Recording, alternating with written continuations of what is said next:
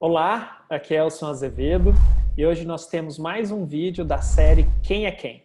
Nessa série de vídeos a gente fala com pessoas importantes do departamento, pessoas que fazem desse departamento o melhor centro de assistência e ensino de psiquiatria do Brasil. E nesse episódio de hoje eu tenho a honra de conversar com a professora doutora Denise Razuc, que já está aí na tela. Olá, Denise, tudo bem? Olá, Elson. Vou apresentar brevemente o seu currículo, tá? A professora Denise Razuc, ela é formada em medicina pela USP, fez a residência em psiquiatria no Instituto de Psiquiatria da USP, fez o mestrado e o doutorado aqui na escola. São as pessoas que a gente consegue roubar do concorrente, né, Denise?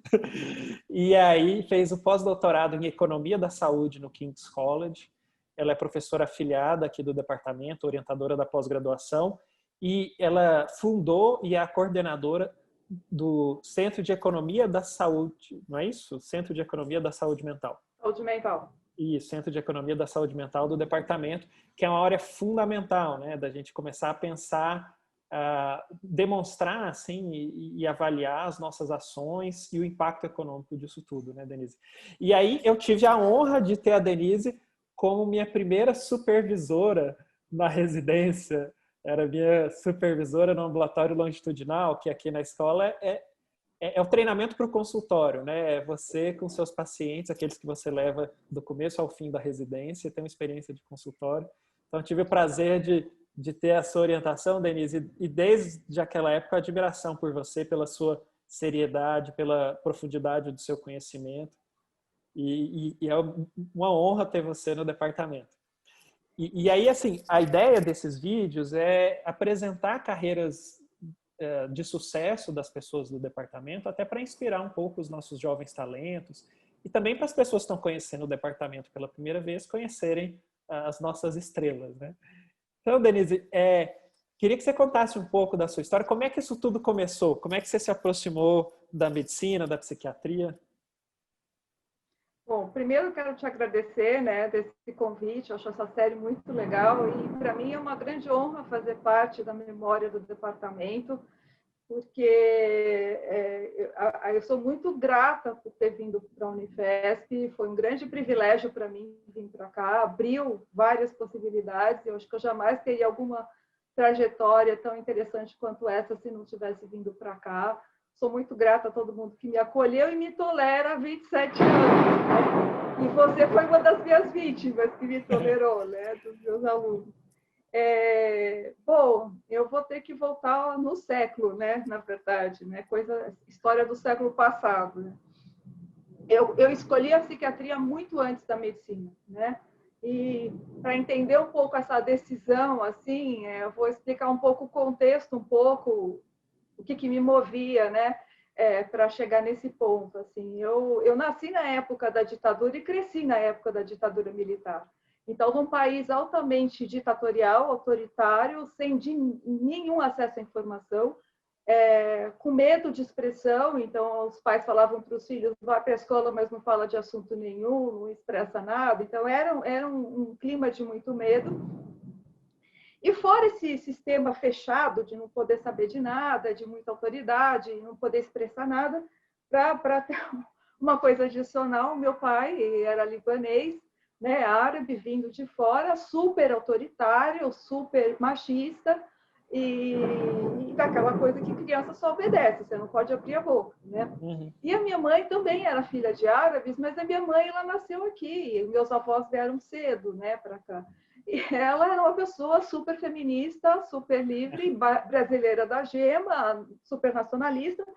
Então, tinha um choque de culturas muito grande, tinha muitos estrangeiros que eram amigos, e a gente Uhum. tinha contato com muitos idiomas, religiões, e essa diversidade sempre permeou a minha vida. O que nunca permeou a minha vida foi uma coisa igual. Né? Então, Uhum. eu já vivi num momento de conflito, de não poder expressar nada, de ver coisas opostas, e eu tinha uma necessidade enorme de entender o mundo que me cercava e uma necessidade enorme de ser livre. Eu acho que o primeiro eixo, desde muito criança, eu falava assim: eu quero seguir a minha cabeça, eu quero andar com as minhas pernas, e o meu sonho era ser adulta, porque só os adultos podem fazer isso. Uhum. E eu entendia que o que separava os adultos das crianças é porque eles sabiam ler e escrever. E Uhum. eu não sabia, e eu ficava desesperada para aprender. E a partir do momento que eu aprendi a ler, ninguém me segurou mais, porque daí eu estudava, lia absolutamente tudo. Era uma leitora compulsiva de qualquer coisa, de qualquer assunto, porque os livros me faziam entender o mundo, me faziam me entender as pessoas. Eu era muito quieta, eu ficava observando os adultos o tempo todo, o que eles falavam. Eu tinha muita curiosidade no comportamento, era uma pessoa muito observadora. Então, eu cresci assim, lendo muito, sempre nas bibliotecas e caçando informação, porque não era fácil, as bibliotecas não tinham muita coisa. E daí caiu um livro na minha mão, que eu não sei como, provavelmente eu não entendia metade do que eu lia, porque eu lia coisas de tudo, filosofia, teatro grego, Hamlet, com idades que não eram compatíveis com a leitura. Eu li absolutamente tudo. E daí caiu um livro chamado Superstições da Psicanálise na minha mão. Eu estava com 11 para 12 anos, na sexta série, e eu sei que eu só lembro da cena de eu fechando o livro e falando, é isso, já decidi, eu vou ser psiquiatra. Não, parece um delírio, né? O psiquiatra ou psicólogo, eu não sabia a menor diferença, só que eu era uma pessoa de ciências humanas. Eu adorava história, eu adorava filosofia, tudo que era humanas, literatura, arte. Eu tinha uma cabeça de ciências humanas. E eu tinha que decidir se eu ia para biológicas ou humanas. Exatas nem passava pela cabeça. Eu estava na sexta série, daí eu fui tentar descobrir como é que era para ser psiquiatra, ninguém sabia a diferença, ninguém sabia explicar. Naquela época não tinha teste vocacional, não tinha essas coisas, né? E daí eu falei, bom, descobri que para ser psiquiatra tinha que ser médico. E daí aquilo assim, eu não tinha a menor vontade de ser médica, não passava pela minha cabeça, eu nunca tinha brincado com medicina, eu tinha brincado de ser professora, mas de ser médica jamais. E eu falava, e agora? Vou ter que fazer medicina, né? Aquela coisa assim... Mas, enfim, escolhi biológicas, biológicas, gostei de tudo, da genética, achei tudo muito interessante. Falei, bom, daí daquele raciocínio simplista, eu falei assim, eu vou prestar psicologia e medicina, e eu vou fazer medicina. Se eu não gostar da psiquiatria, eu vou para psicologia, porque o vestibular de medicina é muito difícil. Então, é mais fácil depois, eu não gostar, trocar do que eu fazer o caminho inverso. Um raciocínio totalmente doido, né? Enfim, entrei na medicina. E num contexto em que meu pai não queria mulher médica em casa, a mulher tinha que casar e ter filho, né? Então, assim, não foi nenhuma festa eu ter entrado na USP, pelo contrário. E daí foi um mundo muito diferente. A USP era muito conservadora, muito autoritária, numa época de muita, né, censura, um ambiente muito competitivo, muito elitista, né? E para mim era muito difícil aquele cenário todo, né?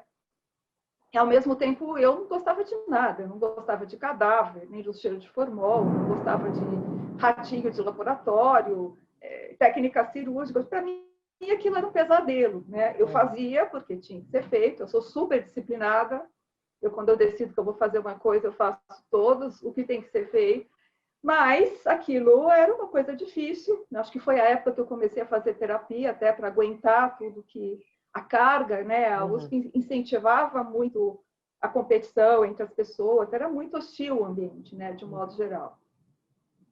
E daí chegou no internato, eu acho que foi o grande momento do desespero, assim, para mim, porque eu ia fazendo o curso de psiquiatria tudo que eu podia, já frequentava o instituto, já tentava fazer algum trabalho, fazia curso, para amenizar um pouco.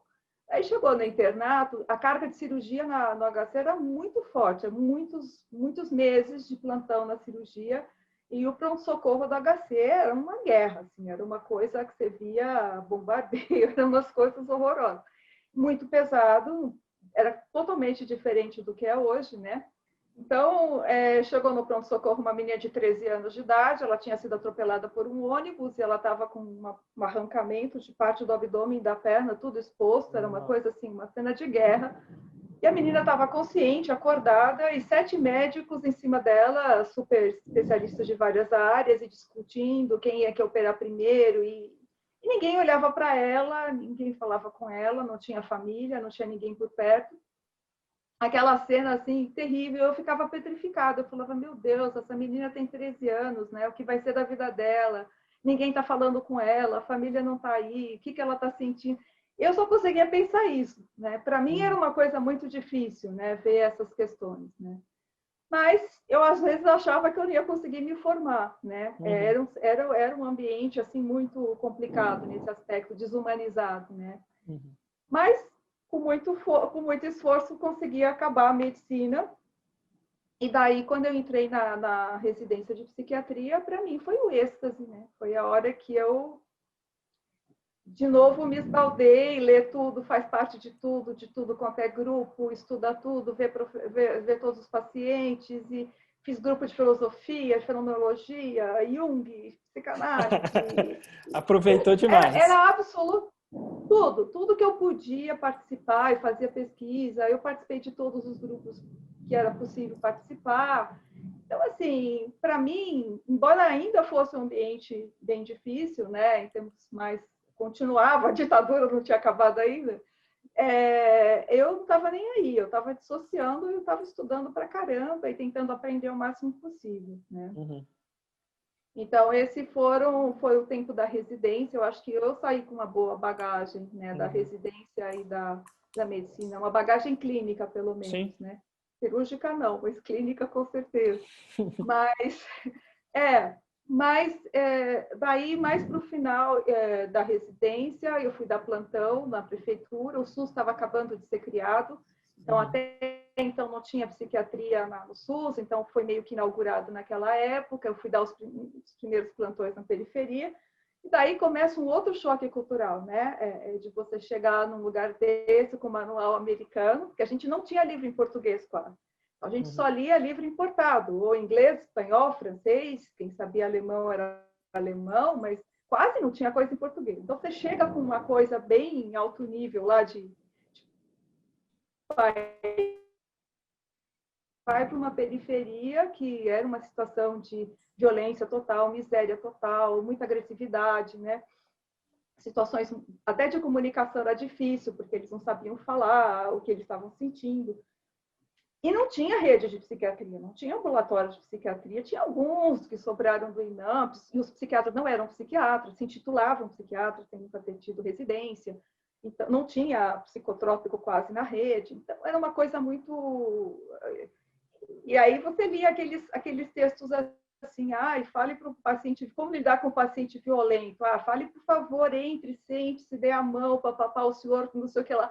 Eu falava, gente, eu fechei o livro no primeiro plantão, né? Eles não sabem o que é um paciente violento, porque os pacientes davam machadada na cabeça um do outro, assim, vinha a pessoa com o cérebro exposto. Era uma coisa absurda a quantidade, as violências que aconteciam, o grau de sofrimento, né?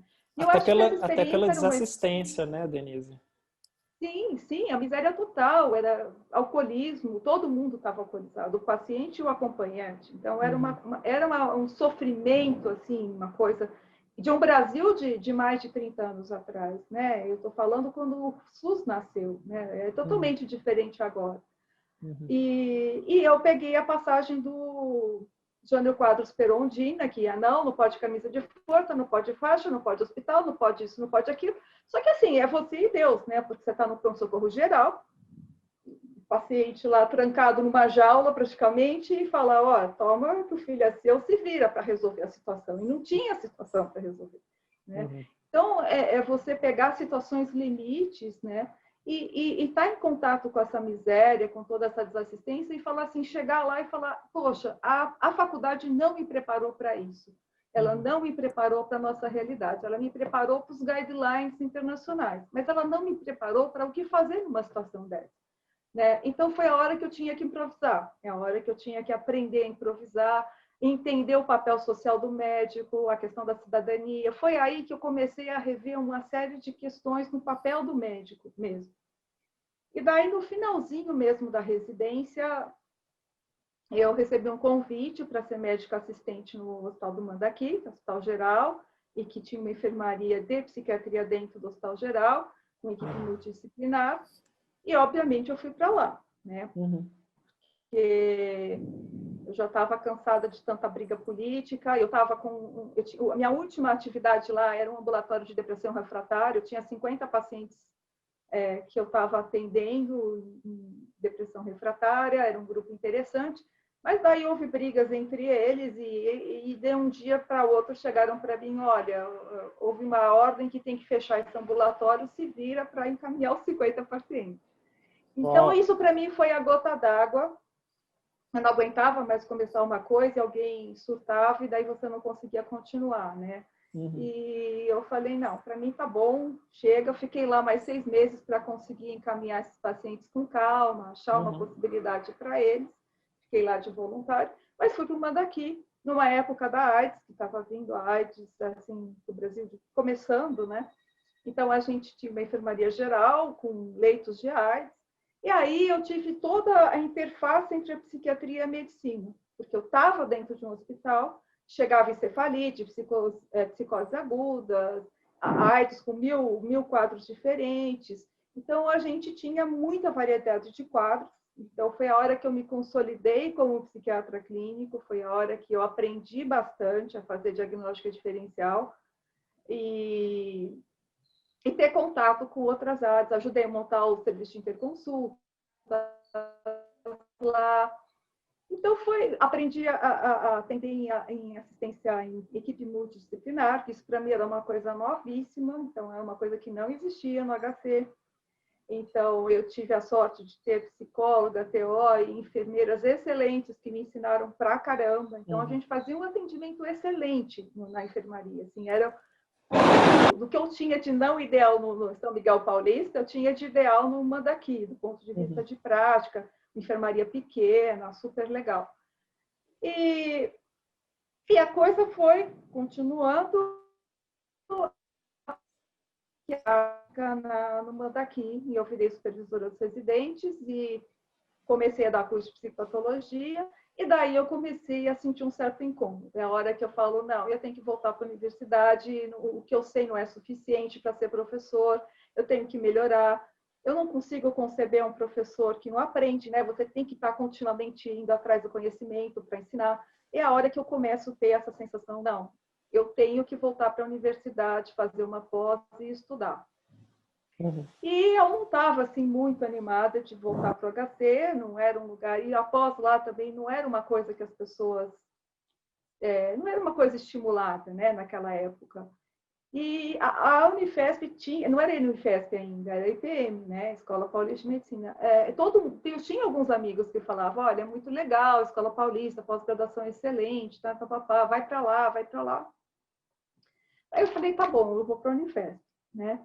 E daí, assim, com a ideia de estudar psicose e AIDS, porque o meu centro era psicoses em geral, esquizofrenia, bipolar, depressão psicótica, eu sempre gostei de quadros mais graves, né? E muita psicopatologia, né? Que era o que eu gostava muito. E o Jaspers, você que foi meu aluno, sabe o quanto eu atormentava vocês. Não venha com DSM na minha frente, né? Leia os clássicos, né? Mas, e daí eu vim para a Unifesp, né? Um processo aí de seleção bem duro, né? Foram várias etapas de seleção, tinha prova, entrevista, projeto.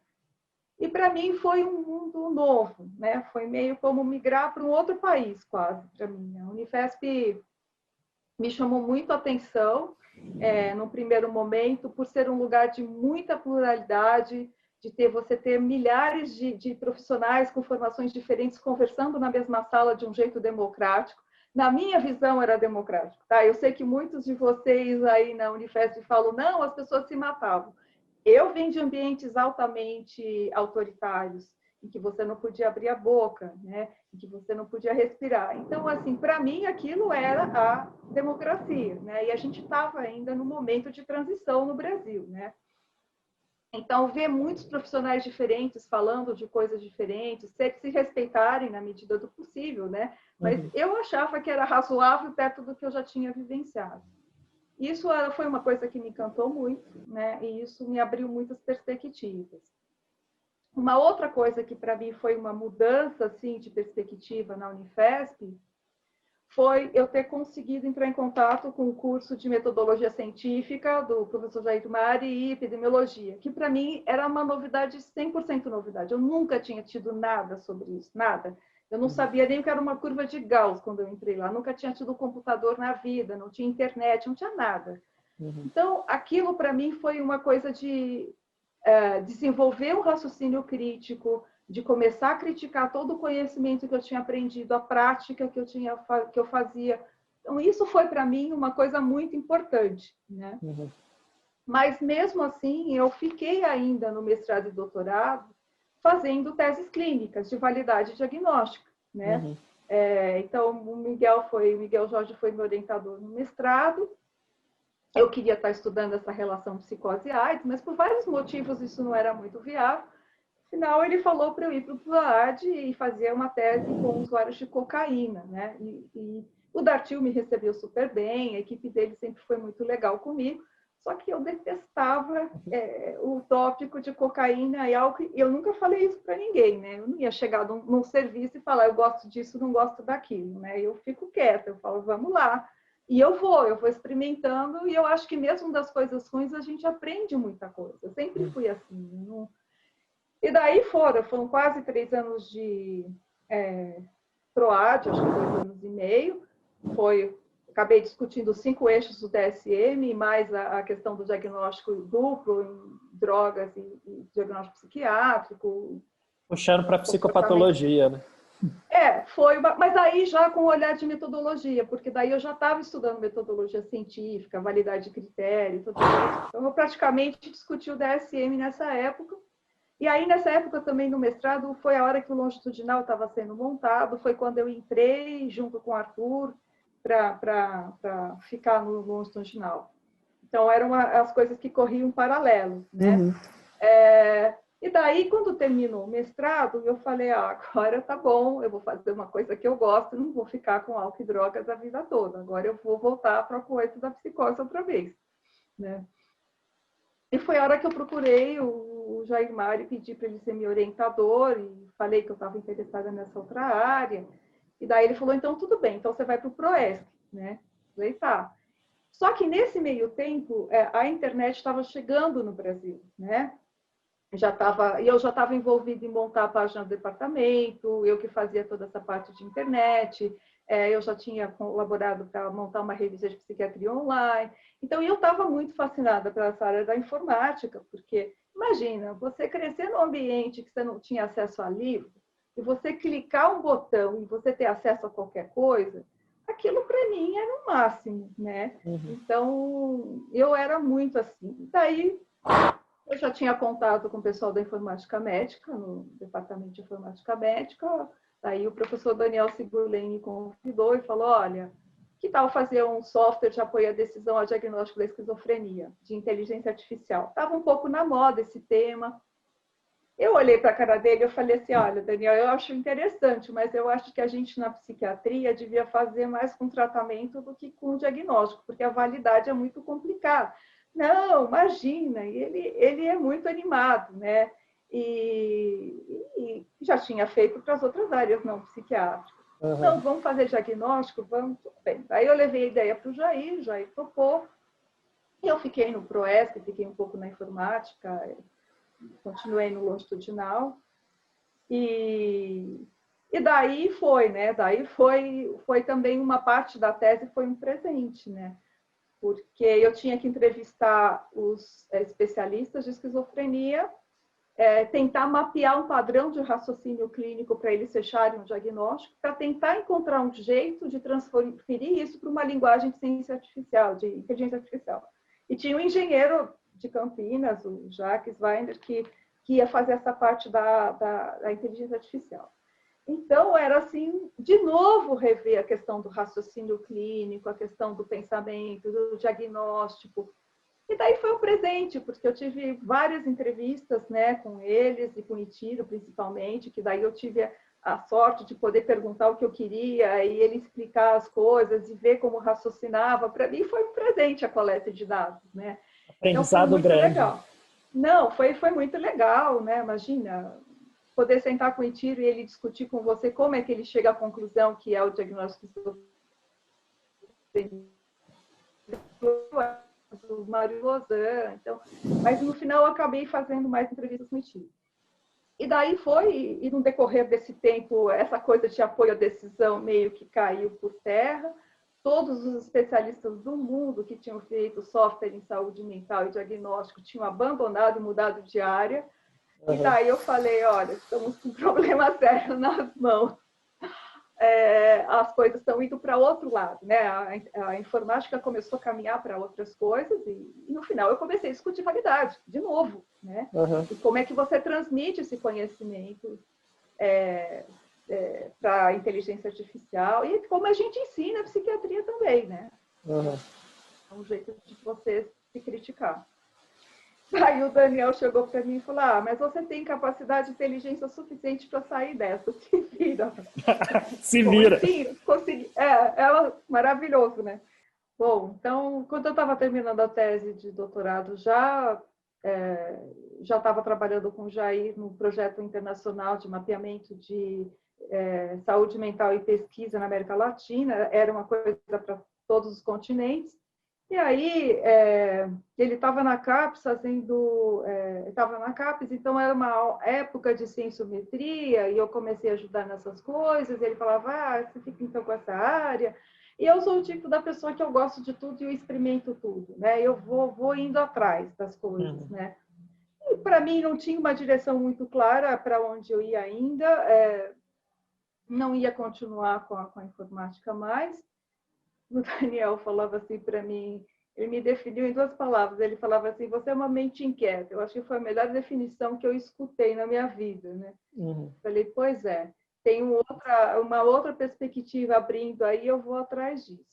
E daí eu comecei a ter contato com os especialistas do mundo todo, que estava na época do burden of mental disease, estava na época da reforma psiquiátrica, e começar a falar do impacto socioeconômico das doenças mentais, daí aflorou meu lado de ciências humanas, né? Daí aquela coisa de muito preocupada com a questão do impacto na sociedade e as políticas globais, né? Não era mais só uma política mais localizada.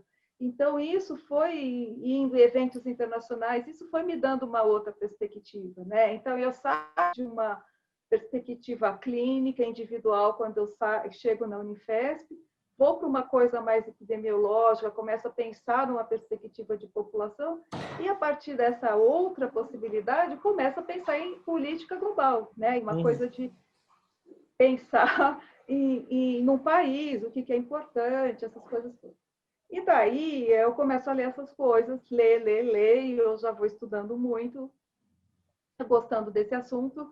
E um dos resultados de pesquisa é que tinha um gap muito grande de pesquisa de economia da saúde e avaliação de serviços na América Latina. E que isso era uma necessidade.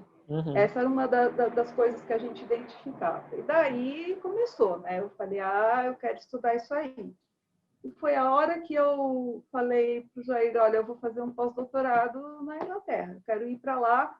Eu localizei um especialista nessa área, que é um Martin Neff, que é um economista referência nessa área de saúde mental, ele avaliou toda a reforma psiquiátrica na Europa, ele é o cara top, né? E dentro do King's College ele tinha um grupo de economia e saúde mental, especificamente economia e saúde mental. Era um grupo único e eu fui com a cara com a coragem, apresentei, pedi para ele me receber lá, que eu estava querendo fazer um projeto e papapá, ele me aceitou e daí eu concorri a uma bolsa da CAPES, né, de pós-doc, e daí fui para lá, fui para a Inglaterra, aprender economia da saúde. Uau. E daí foi outra virada de novo na minha vida, né? Eu acho que as coisas vão acontecendo na vida, né? Assim, quem olha de fora parece que não tem um fio condutor, mas para mim tem um fio condutor, né? Que é a coisa de ir em busca do conhecimento, que é em busca de aprender e depois transformar isso em alguma coisa que seja útil para alguém, ou dando aula, ou fazendo pesquisa, ou devolvendo isso de alguma forma. A Inglaterra foi assim um choque de todos os níveis, né? Um choque cultural muito grande, porque eu nunca tinha pisado na Inglaterra, não tinha esse contato com essa cultura não latina, né? Eu tinha ido para outros países, mas não para a Inglaterra. Então, é a hora que todo mundo te pergunta o que é ser brasileiro, como é que é o Brasil, e quem é você, e uma época que estavam contra, né? Tinha uma discriminação contra os brasileiros, tinham acabado de matar aquele rapaz no metrô, então era uma coisa de muito...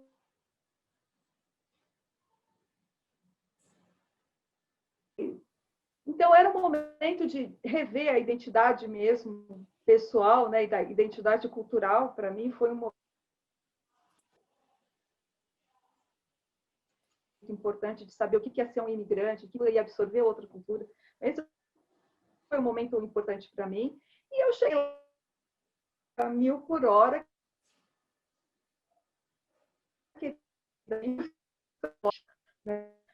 né? E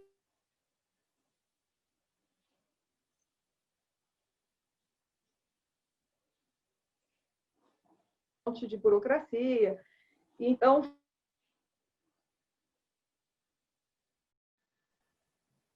Oi. voltando. Ó, você estava falando da Inglaterra. Isso, está gravando ainda. Isso. Tá. Mas aí volta um pouquinho, assim, uns 30 segundos, porque ficou uma parte cortando. Você estava falando do choque de culturas e tal. Tá. Já tinha passado essa parte do Brasil? Já. Tá. Então, tá bom. Então, assim, eu cheguei com muita vontade de querer aprender. Eu falei, eu tenho só 1 ano para aprender economia da saúde, eu preciso aprender tudo, né? E daí eles meio que me dando um break, né? E eu ficava numa frustração, eles estavam num ritmo muito mais lento do que eu estava acostumada, né? Eu já era uma pessoa muito acelerada. E daí eu falei, bom, não vou ficar quieta não, eu vou dar um jeito de aprender. Daí eu fui rastrear tudo que tinha no King's College aberto, de cursos abertos que eram possíveis fazer, desde estatística, a negociação, a assertividade, a escrever projeto, como virar orientador, tudo que tinha. Então, tudo que eu poderia participar lá dentro, eu participei, ia nas reuniões da London School of Economics, na London School of Tropical Medicine, fui para a OMS conhecer lá os setores, fazer um trabalho com eles. Então, assim, eu tentei rastrear tudo que eu podia, aprender tudo, fazer tudo que eu podia, né? Então, e daí começar a ver como é que eles faziam política pública, como é que eles lidavam com a sociedade, qual era a inserção da saúde mental para eles. Fui visitar ONGs, como é que essas ONGs influenciavam política pública, como é que era a organização da sociedade, falar de burden.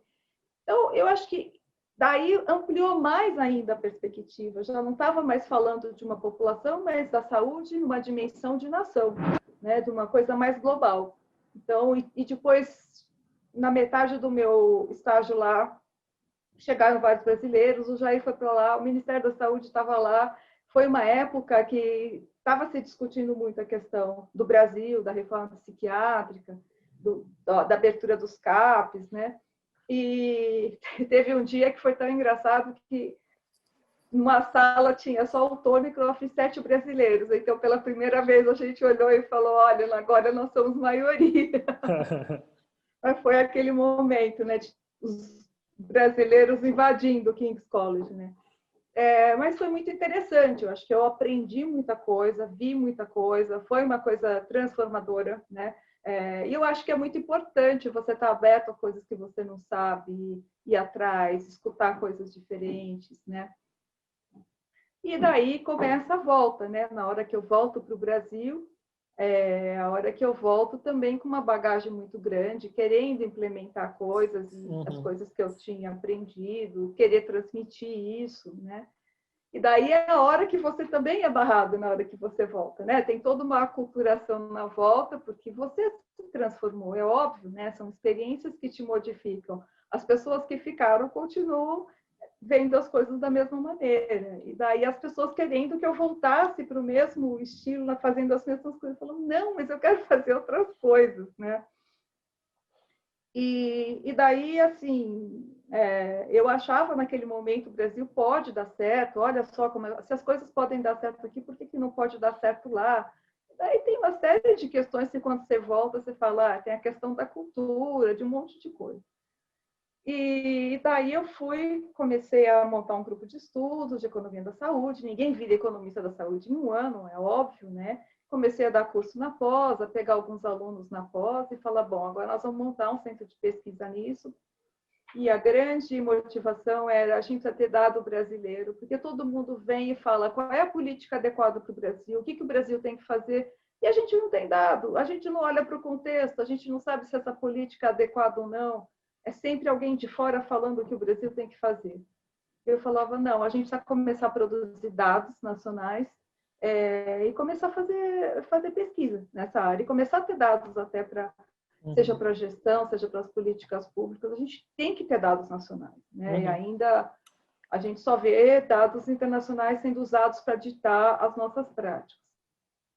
E daí eu fui tentando agregar pessoas que pudessem se interessar nesse assunto, foi quando eu montei o SESM em 2009, e no começo tinha muitos gestores que vinham para o SESM, né? E que não tinham muito perfil acadêmico, mas que para mim era importante, porque era a hora que como é que a gente conversa com os gestores numa hora dessa, em termos de política pública. Discutimos muito a questão do SUS, eu trouxe um instrumento para poder ser traduzido aqui, que avaliava, não é que avaliava, é como é que você vai medir a utilização dos serviços do SUS. Então, a gente tinha que discutir muito as políticas, a reforma e a questão do SUS, né? Isso foi uma coisa interessante, mas até eu conseguir fazer o SESM mais acadêmico, né, mais pesquisa, foi um tempo, muita rotatividade. Fui fazendo programas de educação continuada, dando muita aula, falando muito de economia da saúde, estudando bastante. Então, passei todos esses anos tentando estudar, eu acho que eu sempre tenho esse movimento de ir estudando qualquer coisa que eu faça. E daí foi indo, acho que foi se consolidando, a gente conseguiu fazer algumas pesquisas. Não dá para fazer uma montanha de pesquisas, sabe, em grande quantidade, porque são coisas muito difíceis, né? Ninguém te dá acesso, ninguém quer falar nesse assunto, ninguém quer avaliar nada, as pessoas não têm transparência, então é delicado, né? E ao mesmo tempo eu tinha que treinar as pessoas. Como é que eu faço pesquisa sem um time de pesquisa treinado no tema, né? Então, era um movimento de treinar muita gente. E sempre chamando para um questionamento. O que a economia da saúde traz para a saúde mental? O que ela traz para nós em termos de política pública? Em que a gente pode usar no Brasil? Quais são as consequências? Chamando para esse tipo de reflexão, né? Então, eu acho que eu investi bastante nessa questão de ensino, de treinamento, que eu acho que é a coisa que talvez me anime muito, né? Nesse tempo todo de SESM. E daí, eu já estava precisando de um material teórico, um material didático, para o meu curso da pós, no meu curso de Economia da Saúde Mental. Que eu tinha uma literatura absurda, os alunos, você fez, né? Não dava conta de ler, achava difícil, e eu precisava de um livro que fosse didático, conversasse com a saúde mental. Então, eu falava, bom, está na hora da gente começar a escrever um livro, e a gente queria no SESM já ter um produto, já poder estar mostrando alguma coisa. Vamos fazer um livro de metodologia, uma coisa mais voltada para o Brasil, uma coisa voltada para o meu curso. Não tinha financiadora, era a FAPESP que a gente estava pensando, mas ela não financiaria a 100%. Eu estava nessa fase, a gente estava pensando de algum carro-chefe no SESM, e aí eu recebo um e-mail, quase foi para o spam, da Springer, me convidando para escrever um livro de clínica médica e que eles iam bancar tudo.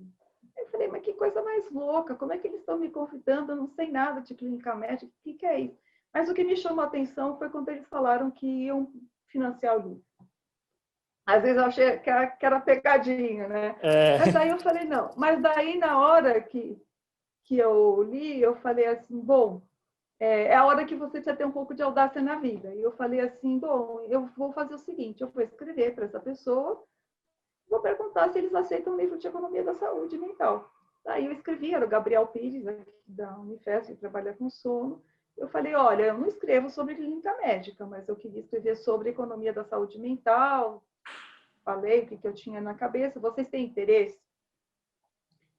Aí ele falou assim, você faça uma proposta com todos os seus argumentos do porquê que o seu livro vale a pena ser publicado, quem são as referências internacionais e nacionais nessa área, por que que você vai adicionar um conhecimento melhor, a gente vai mandar para um time de especialistas em Nova York. Se eles gostarem da sua proposta, a gente banca o seu livro, integralmente. Uhum. Daí eu falei, bom, né? Você deu a carta É branca, agora. deu um doce para a criança, né? Eu falei, agora eu entro em mania de vez, né? Porque a hora que... porque era um livro que eu estava bolando de 10, 11 capítulos. E daí viraram 31, né? Uhum. E daí a gente começou a pensar e fiz uma proposta enorme, Foi para os Estados Unidos, eles gostaram da proposta. E falaram, nós vamos bancar, nós demos carta branca para você, você pode convidar quem você quiser, escrever o que você só tem que entrar com conteúdo. A gente vai bancar todo o resto, mesmo revisão de inglês, distribuição, você não tem que se preocupar com o livro, tem que se preocupar com o conteúdo técnico. Pô, isso é uma maravilha, né? Para quem é pesquisador e para quem quer só pensar na coisa técnica, tem que se preocupar com marketing, com nada. Ótimo. Daí, na hora que eu assino o contrato, é a hora que vem o frio na espinha, né? Que é a hora que você dá um passo maior que a perna, você fala assim, será que eu vou dar conta, né? É uma coisa muito megalomaníaca, né? E eu coloquei no livro todos os capítulos que eu gostaria de ler, que as pessoas escrevessem, entendeu? Era como se era o que faltava para mim. E daí eu saí com uma lista, com a cara e com a coragem, de novo, de mais de 60 nomes. Eu fui rastrear todos os autores que tinham alguma conexão de economia da saúde com saúde mental, não só economia da saúde. Escrevi para todos eles, convidando para participar do livro. Eu terminei o livro com 35 autores de 7 países e de 23 centros internacionais de economia da saúde. Gente muito top, né? E assim, eu falei, é um presente às vezes que a vida traz, né? Porque essas pessoas não ganhavam nada para fazer isso, elas não me conheciam, sabe? Alguém do Brasil que vem com uma proposta e de repente deixar acontecer, né? Então, foi uma coisa muito interessante. Daí foram 2 anos de trabalhos absurdos, né? De eu trabalhar até 3 da manhã, sábado, domingo, feriado, férias, Natal, aquela loucura, de eu revisar o livro 2 vezes, né? Para cada autor eu revisava tudo, devolvia para o autor, olha, se meu aluno não entender isso, não adianta, você precisa dar um exemplo do jeito que ele entenda. Então, volta para um exemplo de saúde mental, não venha pôr economia no livro que não vai dar certo. Esse livro não é para economista. Então, o meu critério era, se eu leio e não entendo, eu devolvo, né, o capítulo. Dá um exemplo, conceitua, era assim. Então, e o pessoal colaborou bastante, assim, foi uma coisa muito legal. No final, acabei conhecendo um monte de pesquisador, fazendo... O que eu acho, assim, que foi muito importante também é que, pela primeira vez, a gente já tinha muitos estudos que a gente tinha feito no SESC e que você imagina, né? Economia da saúde lá fora, ninguém nem olhava para as coisas que a gente fazia, né? E foi a oportunidade que eu tive. Eu pus todos os meus alunos de pós, todos eles iam escrever sobre a tese deles na parte de serviços, né? De hospital, de CAPES, de residência, fui eu que escrevi. Então, eu fui tentando colocar os meus alunos naquilo que eles estavam fazendo de pesquisa. Então, todo mundo meio que entrou na dança, né? E a gente conseguiu publicar coisa nacional junto com esses caras internacionais. Então, foi aquele primeiro momento que a gente fala, olha, aqui no Brasil a gente também faz pesquisa nessa área, né? E foi uma loucura. A outra grande audácia, que assim, que foi uma coisa absurda, tinha alguns capítulos que ninguém queria escrever, né? E eram fundamentais para o livro, né? Por exemplo, de custo-benefício ninguém queria pegar. E é um assunto dificílimo, né? E eu convidei milhares de pessoas, nenhum economista topava. Era uma coisa assim terrível, né? Aí eu falava, não pode, esse livro não pode sair sem custo-benefício. Daí eu falei, bom, arregaça as mangas, eu não sabia nada, né? Você sabia o básico, mas é muito complexo. Eu falei, bom, vou começar a estudar. E eu passei, eu acho que 3 meses rastreando tudo que tinha de custo-benefício, saúde mental, quais os conceitos mais importantes, que pesquisa, o que era possível. estudando. Daí vai lá na imersão, né? Mergulha, vai, rala, rala, rala, até eu conseguir organizar na minha cabeça o que um profissional de saúde mental tem que entender de custo-benefício, que obviamente é diferente de um economista. Daí eu escrevi o capítulo, né? Eu acho que foi uma coisa muito absurda, assim, de um certo ponto de vista, mas eu vou, entendeu? Onde as coisas aparecem, vamos embora. Eu vou dando um salto maior que a perna e daí você tem que trabalhar para isso. Né? Mas uma coisa interessante, Denise, é que além disso que você falou da sua mente inquieta, né, da curiosidade, é que quando você se compromete, você assim, vai com tudo e com qualidade, né? Não é para fazer mais ou menos. Não, eu vou com tudo.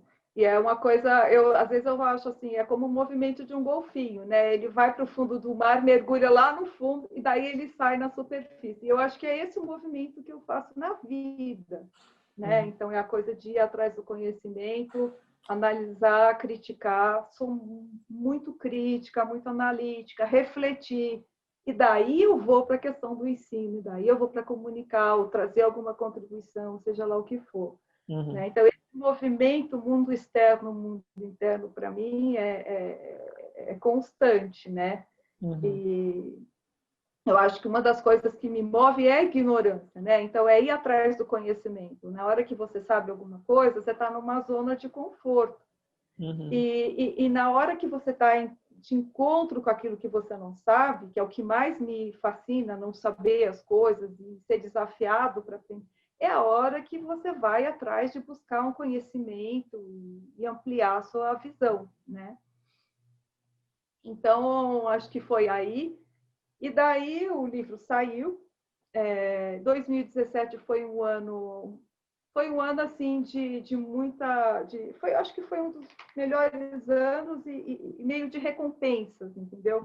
Eu nunca fui uma pessoa movida a desfecho, vou fazer isso para obter visibilidade. Não, eu sou uma pessoa focada naquilo que eu estou fazendo, na tarefa, naquilo que eu acredito, na ideia que eu acredito, naquilo que eu falo, olha, eu quero ver isso, né? Daí eu vou fazer tudo o que preciso.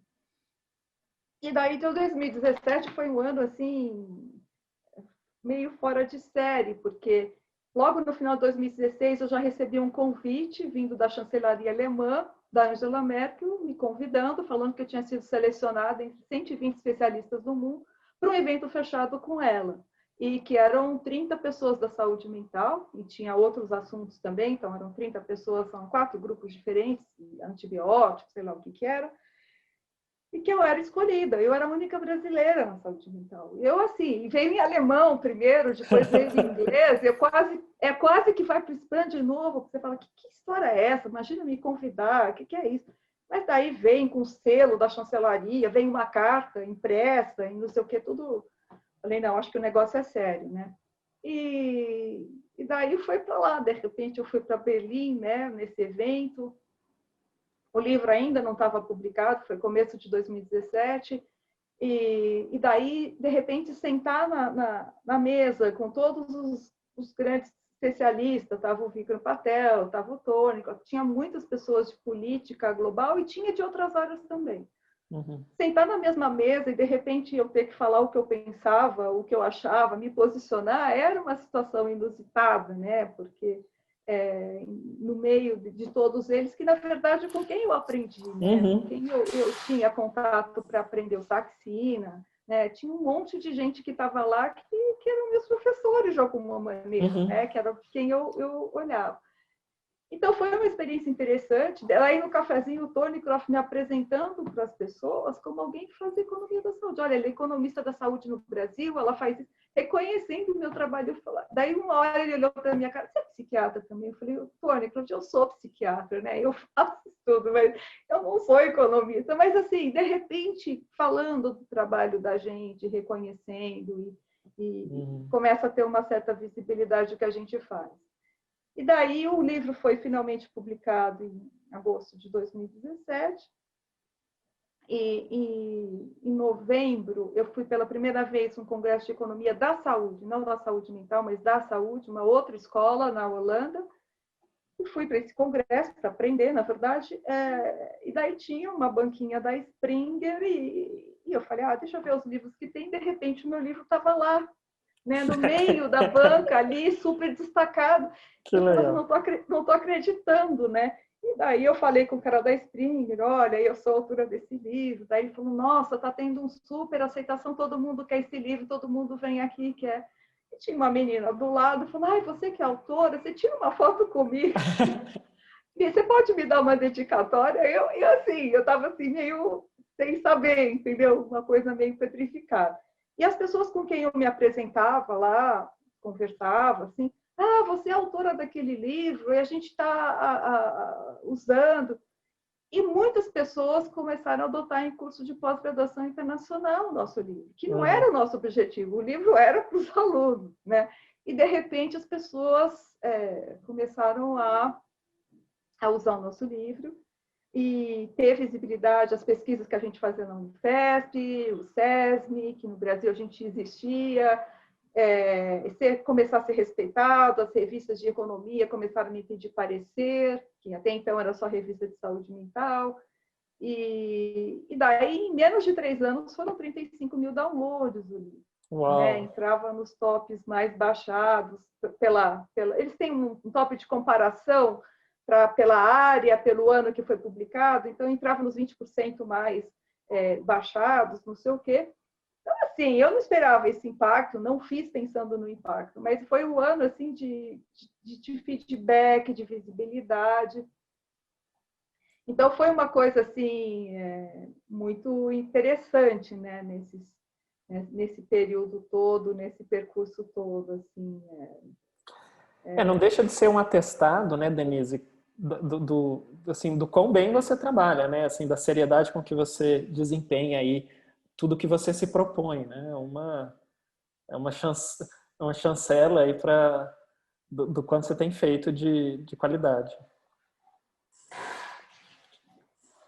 Eu acho que é gostosa, né? Eu acho que essa sensação de reconhecimento é sempre gostoso, mas assim, eu acho que na vida a gente não pode se mover por essas coisas, né? Eu vejo hoje essa questão de muitos likes, de muito não sei o quê, as pessoas vão muito em cima dessa coisa do quanto eu sou visível, do quanto eu sou celebridade. Eu acho que a gente tem que mover naquilo que a gente acredita. Né? Aquilo que você. E daí você direciona a sua energia para aquilo e vai até as últimas consequências. Né? No meu caso, é até as últimas consequências, mas não precisa. Né? Mas sabe o que eu acho interessante, Denise? Como exemplo, assim, para as pessoas que estão ouvindo, é que é mais essa percepção de que é possível fazer coisas de alto nível aqui no nosso meio, né? E eu acho que os caras lá fora, eles têm essa percepção. Por exemplo, eu tinha um orientador de fora que eu estava doido para ir para lá onde ele estava e falou, não, mas eu quero você aí. O que você vai produzir de inovador é o que você vai produzir aí. E a gente sente isso, né? Sente como se não fosse conseguir fazer algo de extrema qualidade. Sente. Sim. E tem toda uma cultura também de falar, não, você é muito perfeccionista, não faz tudo isso, não precisa tudo isso, mas se não precisa, você não consegue chegar onde precisa chegar e fazer uma coisa mais séria, né? E é complicado essa questão também no Brasil. Na hora que você fala que você quer se dedicar a uma coisa, as pessoas também começam a achar que você está sendo perfeccionista demais. Eu sempre ouvi esse relato, não, você é muito obsessivo, muito perfeccionista. Eu falei, eu não sou uma pessoa ligada em detalhes, eu sou assim, eu quero chegar num conhecimento ou numa coisa, eu vou pegar todas as etapas necessárias para chegar lá. Então, eu mergulho mesmo, né? Porque senão você não consegue, né? Então, mas eu nunca fui muito preocupada com essa questão do que as pessoas pensam, né? Essa coisa da liberdade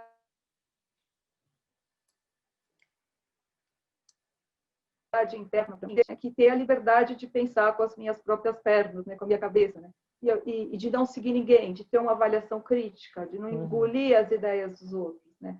E eu acho que esse foi o movimento a vida toda. Né? Então, quando eu mergulho numa coisa assim, eu não quero uma coisa que eu ouvi falar. Eu ouvi falar, mas eu vou querer o embasamento desse ouvir falar, entendeu? Então, e critico qualquer coisa, porque eu acho que tudo é passível de ser criticado. Né? E eu quero que me critiquem, porque eu também tenho pontos cegos que eu não sei. E eu adoro saber onde estão esses pontos cegos para ir atrás, né? De novas perspectivas, assim, é esse o movimento, acho que na vida, né? Eu acho que não é na questão da carreira, né? Que já fica claro desde você, jovenzinha lá, fazendo medicina na USP, a despeito enfim, dos desejos do seu pai, né? Esse espírito de Não, coragem. é que eu acho que quando você cresce num ambiente de muita ditadura, de muita falta de informação, é tanto não que você escuta, você nunca escuta um sim, então chega uma hora que um não significa mais nada para você, porque tudo é não. Então você tem que procurar o sim de alguma maneira, sabe? Uhum. É tanto não que você fala, não, eu tenho que achar o caminho do sim, eu tenho que achar o caminho possível, né? Então essa coisa de impossível na minha cabeça, ela nunca vingou. Lógico que a gente tem limites, eu não estou falando numa coisa megalomaníaca, mas eu quero dizer assim, se você encontra uma rota, você vai atrás, você Sim. vai se dedicar. Eu diria, talvez você seja uma rebelde com disciplina. Sim, porque às vezes é até difícil falar que eu sou muito disciplinada. Eu sou disciplinada assim na minha execução, no gerenciamento das coisas, mas eu sou muito rebelde também, né? Nesse sentido de que de buscar coisas novas, querer desafio, querer Não se enxergar o mundo de conformar. outra maneira, não se conformar, né? Não aceitar qualquer coisa, né? De questionar muito, as pessoas se incomodam muito, né, com essa coisa de você ficar questionando, refletindo, e é esse movimento assim, né, de pensar o mundo, pensar as pessoas, eu acho que é meio por aí, né? Uau, Denise, fantástica. Assim, que história, hein? E que você vê? Maluca, né? Ah, fantástico. Que você vê de próximos passos, assim, para você, para o seu grupo, ou eu Então, diria até né, para a economia da saúde mental no Brasil? na verdade, eu não sei muito bem para onde vai. Eu nunca fui uma pessoa. Eu não acho que a vida é linear, nem as oportunidades, nem a carreira, né? As coisas vão se abrindo. Né? Eu nunca tive uma clareza assim de para onde eu vou chegar. Até porque eu enxergo tudo como uma jornada, sabe? Eu não enxergo como uma coisa que eu vou chegar em algum lugar. A gente só chega na morte, né? O resto a gente está sempre Não. andando. Mas, assim, o que eu percebo, eu acho que a gente conseguiu ganhar credibilidade, eu acho que foi um passo importante para o SESMI. As pessoas vêm procurar o SESMI já, sabe, sabendo que a gente agora existe para o Brasil de alguma certa forma, não só lá fora, mas começaram a reconhecer que a gente existe. Então, é hora que a gente começa a ter alguma voz também, né? Alguma voz de tudo que a gente já refletiu na saúde mental. Então, assim, a nossa bandeira no SESMI não só produzir dados, né, evidências nacionais, mas são evidências que podem apoiar uma gestão, uma política pública, mas para pensar no investimento em saúde mental, o quanto que isso é importante, pensar no burden, o que nós vamos falar enquanto política, enquanto sociedade para a saúde mental. Né? Eu já não estou mais nem discutindo a saúde no plano da população, mas agora a gente já está começando a fazer parcerias em que a gente discute a saúde como uma outra dimensão de todas as outras áreas e de como a saúde impacta a sociedade e por que você tem que investir nisso, né? Que vai a partir, não é mais só da questão da doença da população em si, mas é o que isso devolve para a sociedade e por que isso é importante para todo mundo, né? Então, quando você... Na Inglaterra tinha muito uma discussão de felicidade, de bem-estar, e uma coisa que me chamava atenção é que um país que quer se desenvolver, que quer ter inovação, quer ter criatividade, quer ser o poderoso do planeta, ele precisa ter pessoas saudáveis, principalmente na saúde mental. Sem a saúde mental, você não tem criatividade, você não tem nada sem a saúde mental. Não só a saúde física, mas a mental também. E, de repente, você enxergar a saúde mental num outro patamar, que não é mais só um patamar da saúde em si, mas um patamar de desenvolvimento, de política, de sociedade. E isso é o que tem me encantado mais. Então, a gente tem começado parcerias para discutir eficiência de uma rede, eficiência de sistemas, né? E ligar um pouquinho com as coisas do desenvolvimento sustentável. Isso é o que tem feito um pouco a cabeça, né? Você vê que só vai ampliando, né? Eu estou sempre indo do micro para o macro, né? Cada vez indo mais para o macro. Mas aí também me puxa para ciências humanas um pouquinho, que eu acho que a economia me deu esse conforto de poder refletir questões do ser humano. E eu acho que o que eu trago aqui no Brasil, que eu acho que é um pouco diferente da média, existe um mecanicismo muito grande aqui, sabe? É custo efetivo, não é? Ou porque a Inglaterra faz o pole, nós também vamos fazer. É tudo muito fechado. E as pessoas enxergam ainda a economia como uma coisa financeira. As finanças são uma parte. Não tem a gente, na economia lá, o que se discutia era a qualidade de vida. Quando você trata alguém, o que você está entregando para o seu paciente? Em que você mudou a vida dele? É essa a pergunta para o economista. Por que é importante a saúde na vida de alguém? Não é só uma questão de controlar a doença, mas o que você modificou na vida dele? Que benefício você traz? E isso foi um outro questionamento que eu tive que fazer. O que você devolve para a sociedade quando alguém investe X% do PIB na saúde mental? E o que isso volta? Volta em melhor pessoas que são mais, se educam mais, trabalham melhor? O que volta, né? É lógico que tem uma lógica capitalista e tem outras escolas da economia também que a gente está seguindo outras vertentes, mas não é tanto a questão do retorno econômico em si, mas assim, é você situar a saúde não mais como um universo isolado, mas um universo que faz parte de todos os outros e poder conversar na mesma mesa, né? De repente, a saúde mental poder sentar com as outras áreas também, né? Que não só a questão da saúde em si. Então, é uma outra visão. E daí tem aí alguns grupos propondo coisas interessantes. A gente está começando a enveredar um pouco por esse caminho. A gente fez mapeamento da rede inteira de Cotia. Então, a gente já está meio se preparando para uma coisa assim, de ver como é que o sistema funciona, né? Não só um serviço, mas como é que funciona na rede, e que impacto tem na comunidade também, né? Não só na questão da saúde, mas contexto econômico, contexto social, e levar essas questões em conta, né? Então, assim, eu acho que a minha missão vai continuar por muito tempo ainda numa coisa de formação, de ensino, de treinamento, até ter pesquisador suficiente para conseguir fazer mais avanços nessa área e criar e inspirar outras pessoas. Porque não tem como fazer muitas pesquisas, muitas quantidades. A gente demora muito para fazer cada uma delas, assim, tudo muito sofrido, né? Então, eu acho que a gente está começando a ir por esse caminho. Estamos com um projeto de demência, do impacto também na vida do cuidador, e estamos com esse projeto de avaliação da rede, né? Um projeto que vai por aí também, levando em conta o contexto, não só a organização, mas como é que você organiza, levando em conta o contexto cultural, econômico, educacional, geográfico, epidemiológico, e pensando em outro tipo de organização, né? A integração da saúde mental. Então, acho que a minha cabeça vai viajando assim, eu vou...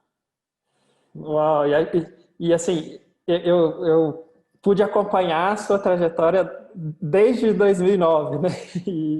E sempre com muita admiração, assim, às vezes mais próximo, às vezes mais distante, mas... Você foi meu aluno em 2009? Foi. Você me pegou na volta, né? Você não me pegou antes, né? Ah, você me pegou na volta, tá. Eu já estava mais calma.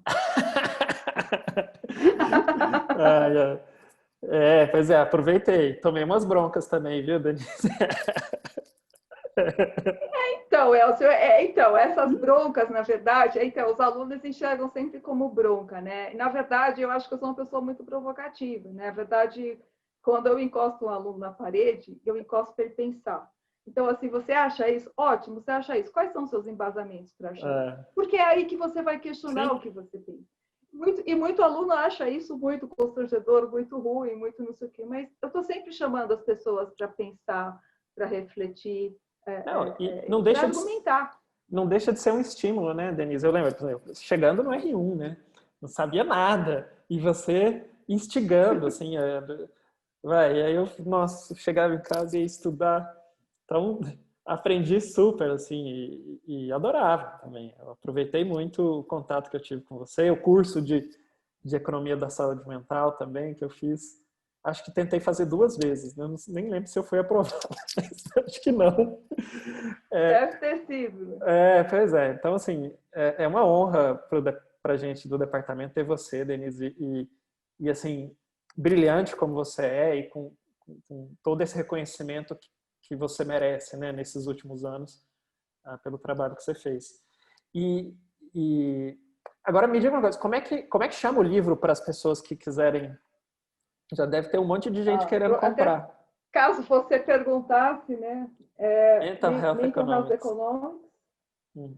The Cost and Benefits of Psychiatric Care. Uau, muito Porque as bom. pessoas só falam de custo, não falam dos benefícios. E daí a bandeira desse livro é sobre o burden mesmo, né? Das Aham, doenças mentais. E a aham. gente levanta essa bandeira o tempo todo no livro, né? Tá bom. É um marketing aí. Denise, Mas ó, eu que agradeço aí esse não, contato. foi ótimo. E eu queria, assim, como a gente fala um pouco para os jovens talentos do departamento, o que você diria para eles, para que eles consigam ter uma carreira tão brilhante quanto a sua? Eu acho que a primeira coisa que eu acho que a gente tem que ver, pelo menos como eu penso na vida, primeiro é você se olhar, né? Quem é você? O que te move na vida? O que te dá energia? O que você acredita? O que te inspira? Então, eu acho que essa é a primeira. Você tem que achar o seu fio condutor. Você tem que achar onde que. Eu acho que você ficar imitando pessoas de sucesso não leva a lugar nenhum. Se alguém tentar me imitar, só vai sofrer, não vai chegar a lugar nenhum, né? Acho que você tem que olhar para você e ver o que você acredita, quais são os seus valores, né? Fazer Uhum, esse alinhamento, porque a vida te tira desses valores o tempo todo. Você tem que se realinhar o tempo todo. E você tem que fazer aquilo que você acredita. Você uhum, tem que seguir aquilo que você acredita, mesmo que você vá criticar e falar não era nada daquilo, não importa.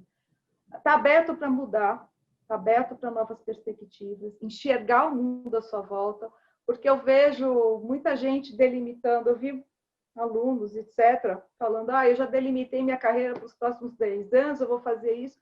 Gente, você está fechando a porta para um monte de oportunidade nova. Quando eu fui fazer psiquiatria, eu jamais imaginei que ia chegar na economia da saúde. uhum, Você tem que estar aberto. Em alguns momentos, a questão da audácia. Alguns momentos você tem que ter audácia. Agora, não adianta ter uma audácia gratuita e você não correr atrás. Você vai ter uhum, audácia, mas você vai correr atrás daquilo que você tem que bancar, né? uhum, Então, eu acho que é um compromisso com você mesmo, né, na vida. uhum. Você tem que acreditar no que você está fazendo. Não tem muito jeito. Denise, fantástica, assim, adorei a sua história. Assim, a gente se conhece há vários anos, mas é diferente ouvir assim com tanto detalhe, né? E como é que a sua história de vida também se expressa assim na sua atuação profissional, né? Acho que é muito O muito tempo todo. O muito tempo todo. inspirador, Denise. É. E Obrigada. com isso a gente encerra esse episódio de hoje, Denise. Agradeço novamente você ter topado conversar aqui no Quem é Quem. E a gente se vê então num próximo vídeo. Tchau, tchau, Denise. Obrigada, Elsa. Tchau. Tchau. Tudo de bom.